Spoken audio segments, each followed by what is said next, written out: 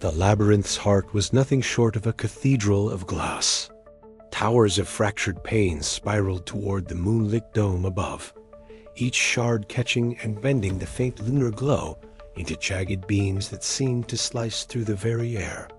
Sira's breath caught in her throat at the sight, a breathtaking, terrifying cathedral forged from the city's shifting soul. She stepped cautiously, her boots silent on the smooth floor, eyes scanning the kaleidoscopic patterns morphing around her like living things. From the shadows, a ripple moved a distortion in the light. The glass walls twisted and folded, and from their midst emerged the Glassmaster. His presence was as chilling as the cold reflections that clung to his fractured armor. The mask obscured his face, but his voice resonated through the chamber, smooth and cutting. "You wander far, thief," he said, each word measured, heavy with unspoken menace. "Do you understand the futility of your defiance? Destiny is not a path to be chosen, but a prism to be endured." Sira's fingers brushed the small mirror pendant at her neck, a talisman against the labyrinth's illusions. "Destiny isn't a cage," she countered, voice steady despite the thrum of fear coiling in her chest. "It's a story, and stories can be rewritten." The Glassmaster's laugh was a sharp, brittle sound like glass, shattering in slow motion. "Old words. But this labyrinth is my design, and fate bends beneath my will." Around them, the maze responded. Corridors twisted, reflections multiplied, and the very air shimmered with shifting illusions. Sira's mind raced, tracing the patterns she had come to know. The labyrinth was alive, yes, but it was also a puzzle, one she had begun to decipher. She darted forward, breaking a pane beneath her foot. The glass splintered, sending a ripple through the walls that momentarily trapped the Glassmaster behind a curtain of shifting shards. He stumbled, armor clinking against the glass as he sought a way free. "Even the strongest glass has its flaws," Sira whispered, seizing the moment. "Your hold on fate isn't absolute." The Glassmaster's eyes gleamed behind his mask as he regained composure. "Perhaps, but every choice you make, every step you take, leads you back to the same end." "Maybe," Sira said, breath ragged but resolve fierce, "but I'll fight to carve out a new ending." Their battle was one of wits as much as will. Words were weapons. Reflections, traps. Each move shifted the labyrinth's form, turning the maze itself into a chessboard where the stakes were life, death, and the very fabric of destiny. As they clashed, the boundaries between reality and illusion blurred, and Sira felt the weight of the labyrinth's whispers pressing in. Yet amid the chaos, a flicker of clarity emerged. The Glassmaster's control was not absolute.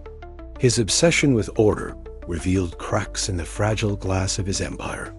Sira's defiance was a spark of chance to ignite change. As the moonlight fractured through the shifting walls, casting fractured shadows that danced and merged, Sira knew this confrontation was only the beginning. The labyrinth was alive, its heart beating with secrets and prophecies. But within its depth, she had found a sliver of hope, a chance to break the cycle. The Glassmaster's gambit had been revealed, and now it was her turn to play.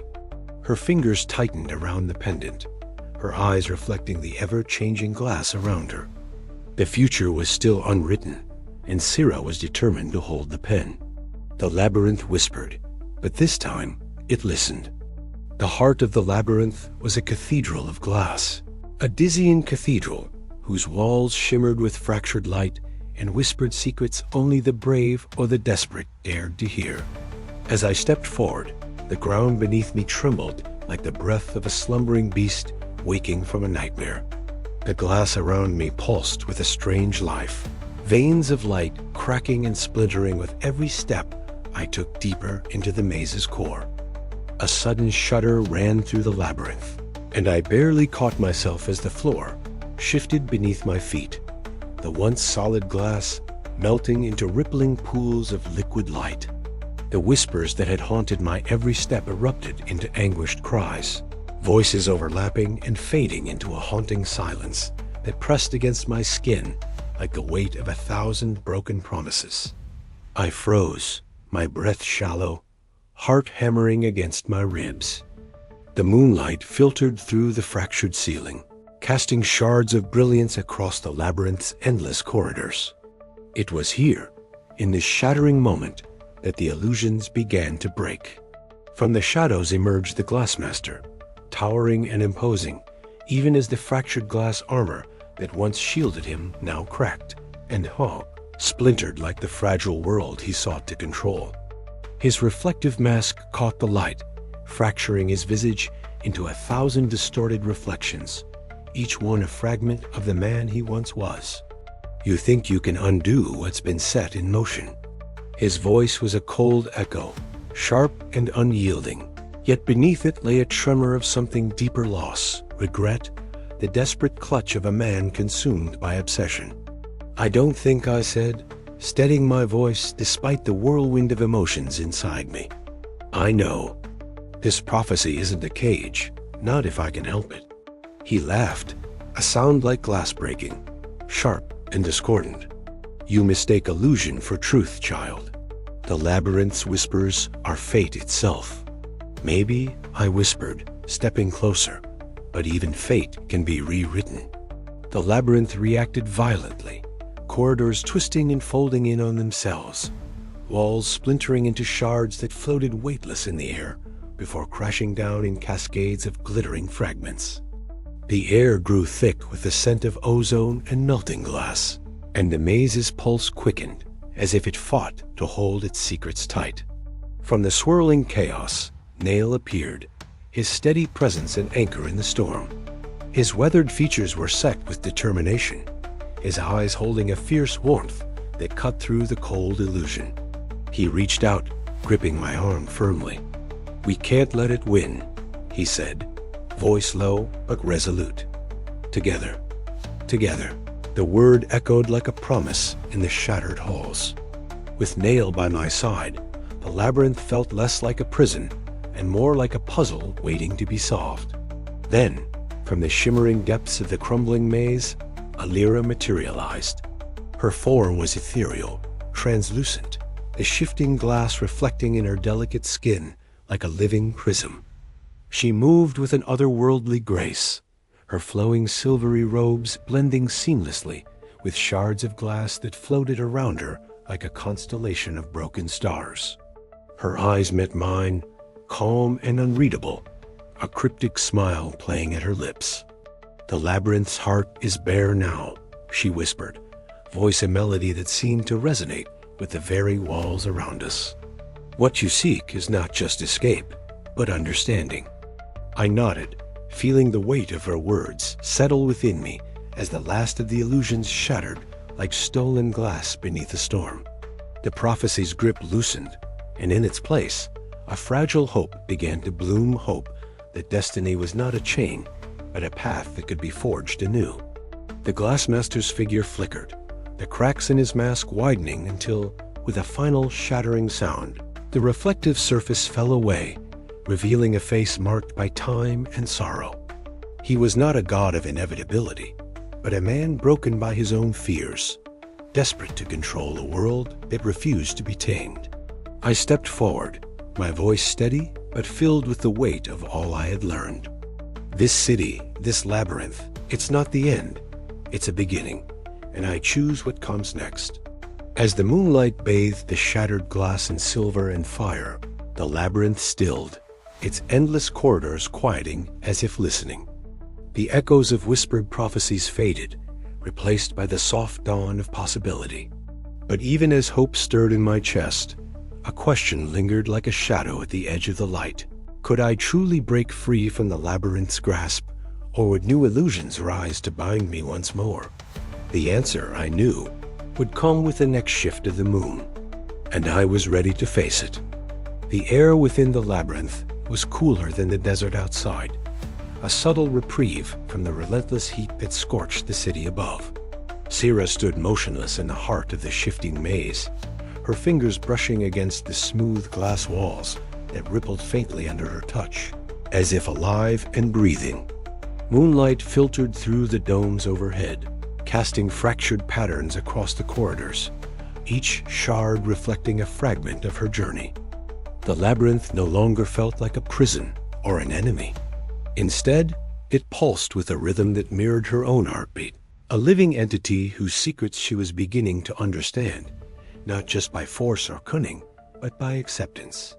For so long, Sira had moved through the city and its underbelly like a shadow, a solitary thief shaped by mistrust and the ghosts of loss. But here, in this maze of glass and light, something within her was shifting as fluidly as the domes above. She had fought the prophecies whispered by the labyrinth, resisted the cold inevitabilities that the Glassmaster sought to impose. Now, standing in this moment, she felt the first true stirrings of choice. The paths before her were no longer fixed reflections of fate, but mutable, forged by her own hand. Her thoughts were interrupted by the soft footsteps echoing behind her. Nail appeared in the corridor, his sturdy frame outlined by the shifting reflections. His eyes, weathered yet steady, carried a warmth that Sira had come to rely on, a rare constant in a world of shifting illusions. "You've been quiet," he said, voice low but steady. "The labyrinth feels different tonight." Sira nodded, her gaze never leaving the glass that shimmered like liquid silver. "It feels open, like it's waiting." Nail stepped closer, lowering his voice. "The city's leaders are restless. The power struggles beneath these domes could tear everything apart if we're not careful. But you have a chance to change the game."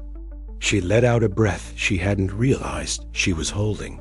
"I used to think survival meant being alone, trusting no one. But this place, this labyrinth, it's shown me that I can't do it by myself." Their conversation was interrupted by a soft, ethereal glow emerging from the shadows. Liora materialized, her translucent skin reflecting the shifting glass like a living prism. Her silvery robe seemed woven from moonlight itself, flowing gently despite the still air. "You walk the edges of certainty and doubt, Sira." Illyra's voice was a whisper, yet echoed with undeniable presence. "The labyrinth does not judge the path you choose, only that you choose it." Sira met Illyra's gaze, searching for meaning in the cryptic words. "Are you saying the maze will change if I do?" Illyra smiled enigmatically. "It is the dance of illusion and truth. The glass bends to the will of those who understand its nature. But be warned, the path you forge is not without shadows." The weight of those words settled over Sira as the three of them stood together, the labyrinth alive around them, shimmering with infinite possibilities. For the first time, she felt the fragile hope that the future was hers to shape. Later, alone on a high balcony encased in glass, Sira looked out over the city. The domes above shifted subtly with the moon's new phase, their contours bending and realigning like a living organism awakening. The streets below glimmered with neon hues reflected in the polished surfaces, a kaleidoscope of light and shadow. She thought of the betrayals, the losses, and the moments of clarity that had brought her here. The labyrinth's illusions had shattered, revealing more than just prophecies. They had exposed the power within herself to choose, to change, and to connect. A soft breeze whispered through the glass corridors below, carrying the promise of a new dawn.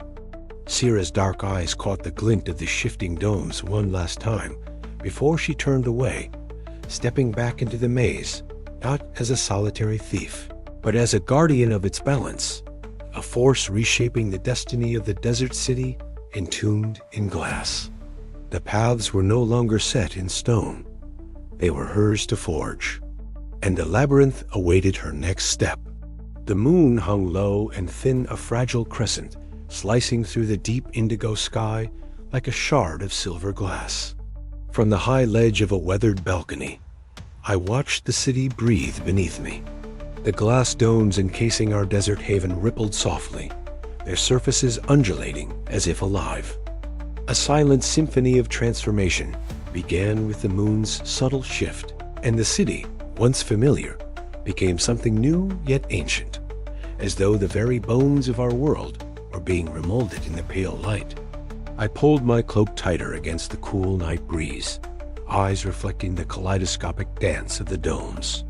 Their crystalline facets shimmered and reformed, casting fractured rainbows across the shifting streets below.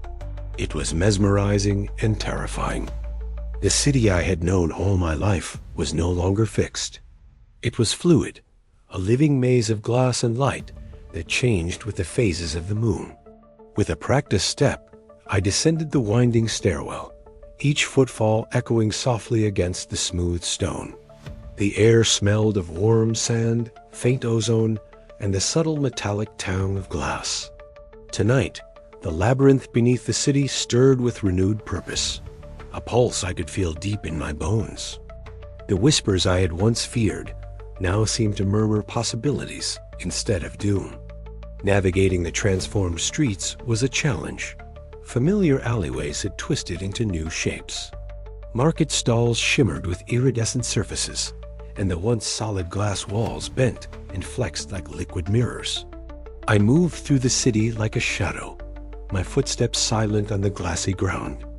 The reflections around me fractured and overlapped, creating illusions that threatened to confuse and trap the unwary. But I was no stranger to deception. I thrived in its embrace. At the heart of this shifting maze, I sought answers and allies. Nail awaited me near the old merchant's square, his face lined with weariness, but brightened by the steady flame of resolve. "The city changes," he said, voice low, "but the dangers remain. The power struggles beneath the glass grow fiercer with every shift." I nodded, the weight of his words settling like dust on my shoulders. We must be sharper than ever. If the Glassmaster senses weakness, hell tightened his grip. Neil's eyes flickered with a mixture of caution and warmth. "You're not alone in this, Sira. We'll face whatever comes together." The trust between us was fragile but growing, a tenuous thread woven through shared dangers and whispered truths. It was a far cry from the guarded solitude I had clung to for so long. Later, as the city's lights dimmed under the moon's steady climb, I ventured toward the labyrinth's edge.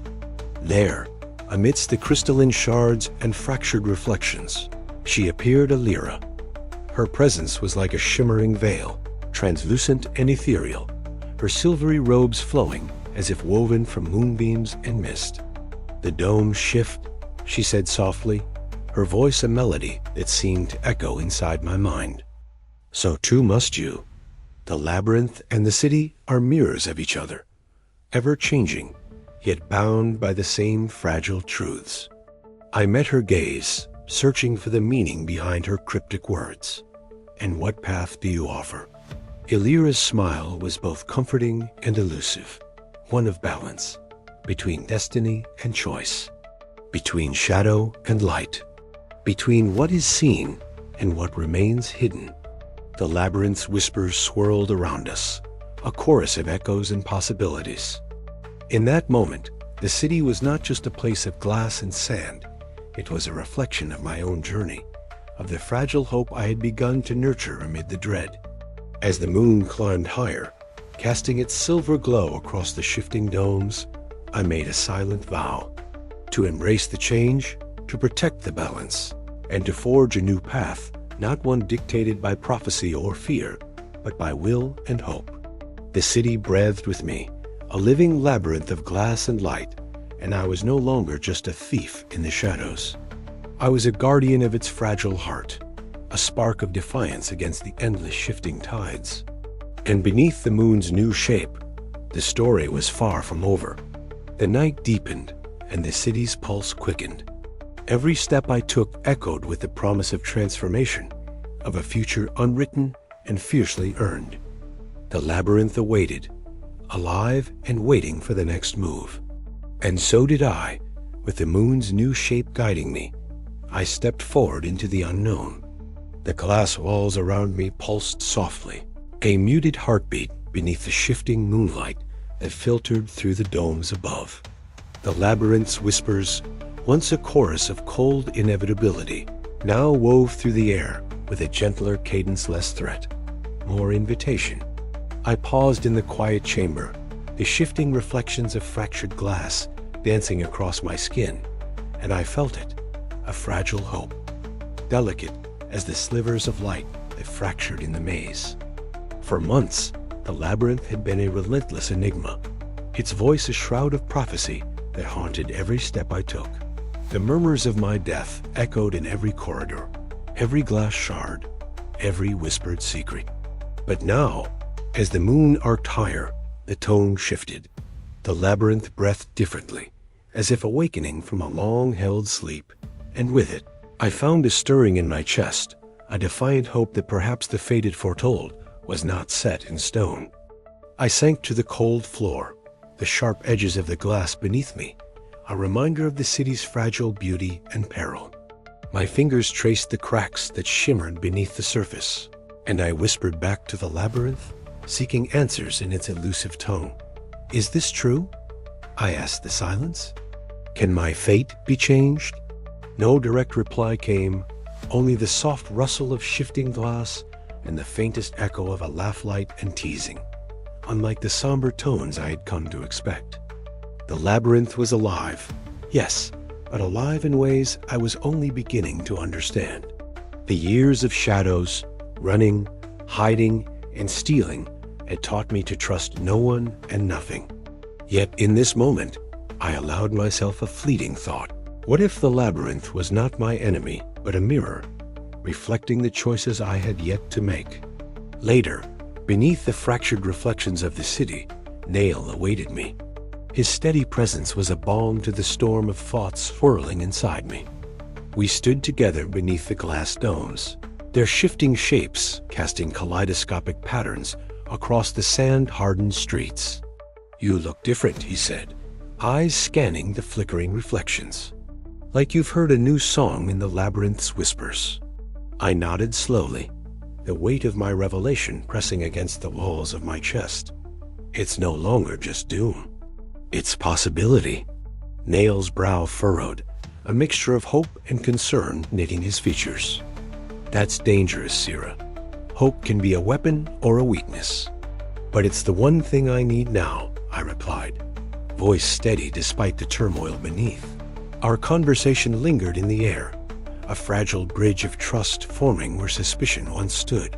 For all my guarded nature, I found myself leaning into the support Nail offered, an anchor in a sea of shifting glass and shifting truths. That night, as the city quieted beneath the watchful moon, Liora emerged from the labyrinth's shadows. Her form flickered like a mirage translucent skin catching the light, silvery robes flowing as if woven from moonbeams. She moved with an ethereal grace, her eyes holding secrets deeper than the maze itself. "The labyrinth changes," she said softly, voice like wind through shattered glass. "Not just the paths, but the story it tells. Your story." I met her gaze, searching for the truth behind her cryptic words. "Why now? Why me?" Liora smiled faintly, a curve of mystery and melancholy. "Because the threads of destiny are not fixed. They shift with the choices made in shadow and light. You stand at a crossroads between the fate whispered in the glass and the future you can forge." Her words resonated deep within me, echoing the hope that now bloomed like a fragile flower in the desert sands. I realized then that the labyrinth was not merely a cage of prophecy, but a living testament to the power of choice, the delicate dance of illusion and reality. In the days that followed, I wandered beneath the moonlit domes, tracing the labyrinth's ever-changing patterns. The glass shifted with the phases of the moon, reflecting not only the city's mutable form, but the mutable nature of fate itself. Each step I took was a defiance, a statement that I would not be bound by whispers of death or the cold grip of inevitability. I thought of my past, the losses that had shaped me, the shadows I had fled, the trust I had denied. Yet now, the labyrinth's softened voice urged me forward, inviting me to embrace the uncertainty, to find strength in vulnerability. As dawn crept over the horizon, spilling gold and rose across the desert sands, I stood beneath the glass domes and breathed in the new light. The city shimmered, alive and shifting, a reflection of my own transformation. The echoes of destiny no longer haunted me. They called me to shape my own path, to weave my own story within the labyrinth's living heart. And so, with a steady hand and a hopeful heart, I stepped forward into the unknown, ready to face whatever illusions and truths awaited me beyond the glass. But even as I moved, the labyrinth whispered still, its voice a blend of shadow and light, dread and hope, promising that the journey was far from over. And in that promise, I found the strength to defy the fate once whispered in the glass, embracing the endless possibilities that shimmered in the moonlit shards of my destiny.